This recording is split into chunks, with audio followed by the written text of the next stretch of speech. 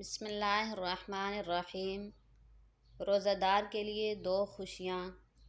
حضرت ابو ہریرہ رضی اللہ تعالیٰ عنہ بیان کرتے ہیں، رسول اللہ صلی اللہ علیہ وسلم نے فرمایا، ابن آدم کے ہر نیک عمل کو 10 گنا سے 700 گنا تک بڑھا دیا جاتا ہے۔ اللہ تعالیٰ فرماتا ہے، روزے کے سوا، کیونکہ وہ میرے لیے ہے اور میں ہی اس کی جزا دوں گا۔ وہ اپنی خواہش اور اپنے کھانے کو میری وجہ سے ترک کرتا ہے۔ روزہ دار کے لیے دو خوشیاں ہیں، ایک فرحت و خوشی تو اس کے افطار کے وقت ہے، جبکہ ایک خوشی اپنے رب سے ملاقات کے وقت ہے۔ اور روزہ دار کے منہ کی بو اللہ کے ہاں کستوری کی خوشبو سے بھی زیادہ بہتر ہے۔